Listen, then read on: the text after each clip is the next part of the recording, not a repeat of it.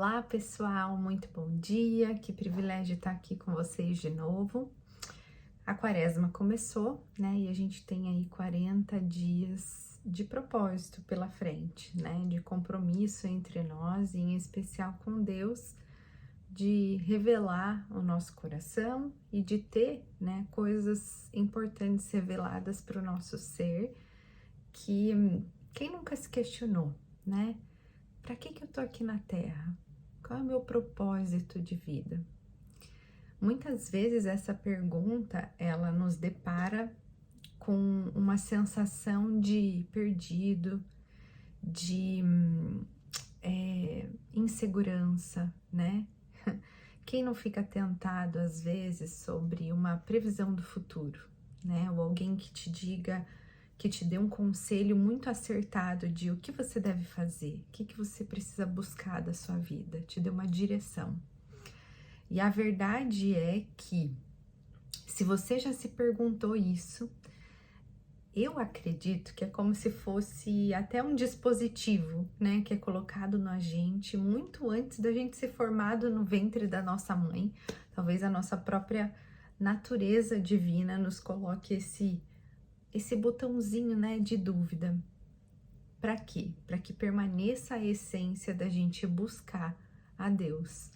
Porque, segundo a Bíblia, segundo a reflexão que esse próprio livro, né, do Rick Warren, que é o propósito desses nossos 40 dias, propõe, é que somente diante de Deus que a gente consegue revelar o nosso propósito, já que cada um de nós é único, né, cada um tem uma história tão particular. A gente não consegue revelar o nosso propósito somente a partir da nossa definição de o que você quer, quais são as suas metas, o que você vai fazer para alcançá-las. Isso sim é algo que realmente pode nos trazer sucesso, eficácia, né, sensação de realização, mas a visão que Deus nos traz, né, é que esse propósito de vida que a gente diz é algo muito mais profundo, né? Algo muito mais, eu até anotei duas palavras aqui, muito mais misterioso e profundo, né? E realmente eu acredito que é somente na intimidade com Deus e buscando a palavra de Deus diariamente que a gente consegue ir descobrindo pequenas pistas ou entende que existe um propósito muito maior que a gente é incapaz de desvendar tudo de uma hora para outra, né? E ter essa segurança em Deus faz com que a gente viva o nosso propósito diário, né? Com muito mais intensidade. E eu vou dizer para vocês que eu tava me preparando, né? E até tô um pouco quietinha por aqui, porque nos últimos 2 anos, né, eu me mergulhei em fazer essa jornada muito mais consciente, né, do que Deus quer para mim. E à medida que a gente desenvolve isso, acho que gera tão forte uma sensação de compromisso, né, e de responsabilidade, que, claro que não basta a gente vir aqui, refletir a palavra juntos, ou criar, né, esse movimento de um propósito de quaresma, se na minha vida eu não consigo revelar essas coisas, né? E obviamente, né, que ao longo desse processo, acho que tudo que a gente mais se depara, não é assim com aquilo que eu já conquistei, aquilo que eu já evoluí, mas em especial com a sensação do quanto a gente ainda precisa ser modificado. Isso é muito forte para mim. E a quarta-feira de cinzas tem esse simbolismo, né? Você fazer o sinal na sua testa com as cinzas diz: você veio das cinzas, para as cinzas retornará. Quer dizer, a passagem do que a gente tem por aqui, às vezes esses propósitos que a gente cria de o que eu quero ser, o que eu quero ter, né? O que eu quero fazer, eles se tornam pequenos porque não é nada, não deveria ser nada para nós, mas sim para Deus, né? E isso me faz questionar muito sobre a forma com a qual o nosso mundo contemporâneo vê a vida, né? A gente tem muitos padrões delimitados, não só de beleza, né? Mas de o que você precisa conquistar. Qual é a visão de sucesso que você tem para sua vida? E aí eu olho para a vida de tantas pessoas e penso assim, nossa, talvez essa pessoa não tenha uma certa riqueza material, talvez não tenha a relevância, né? Ou não seja, não influencie tanto outras pessoas, mas a vida dela é tão relevante, né? A vida dela é tão importante. Então, será que a medida de sucesso que eu tenho utilizado para avaliar a minha própria vida, será que ela é coerente com o propósito que Deus tem para mim? Será que o que eu tenho feito no meu dia a dia é relevante para o que Deus quer de mim?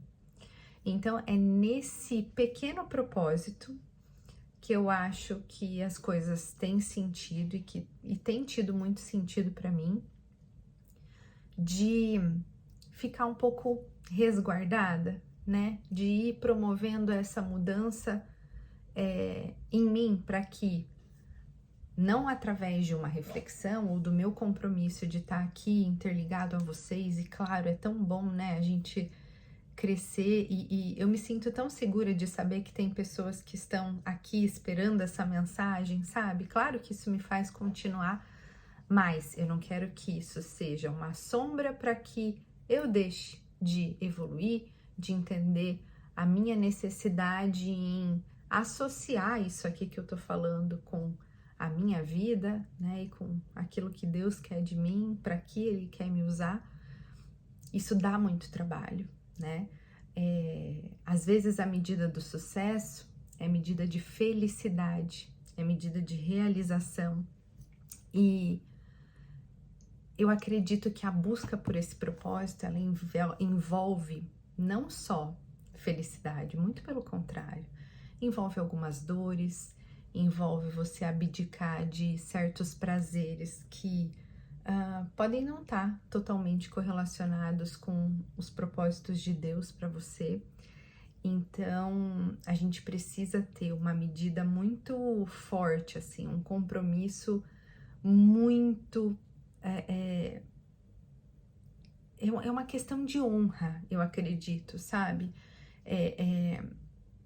De você assumir, né? Viver os propósitos de Deus para nossa vida. Então, eu quero que a partir desse vídeo, sabe, você faça essa reflexão. Eu não tenho compromisso nenhum com quantidade de seguidores ou quantas pessoas vão estar assistindo esse vídeo, né? Claro, é só uma forma de acesso e quanto mais pessoas... eu estava lendo que esse livro chegou a 2 milhões de cópias vendidas em português e acho que 20 milhões ou 40 milhões, não lembro, de cópias vendidas em inglês. Que riqueza, né? Isso ser compartilhado e ser vivenciado por tantas pessoas. Mas no olhar de Deus, que seja uma, que seja talvez nem por inteiro, né? Porque eu acredito que passo a passo, cada pequena mudança que a gente faz em rumo ao propósito de Deus para nós é muito valioso, né? É uma grande conquista, é uma grande riqueza, é uma grande vitória. Mas que a gente possa fazer com total consciência, né? Com total perseverança nesse motivo maior que é a gente estar conectado intimamente com Deus. E eu fiquei pensando aqui, né? A quaresma, né? Esses 40 dias, tantas pessoas, né? Em relatos bíblicos foram modificadas, né? Foram preparadas por Deus ao longo de 40 dias. E claro, a história mais a unânime, né? A mais relevante de Jesus, né? Esses 40 dias que ele passou no deserto se preparando para todo o desafio que ele tinha que vivenciar, né, de dor, de mortificação do corpo para renascer, né, o espírito, para que a gente tivesse acesso à família dele, né, para que a gente fizesse parte dessa história. Esse foi o grande propósito de Jesus, né, na vida dele em terra. Então é tão simbólico esses 40 dias que a gente vai vivenciar, e às vezes começa por pequenas atitudes, né? Eu fiquei lembrando quando eu comecei a namorar e meu marido propôs parar de fumar na quaresma.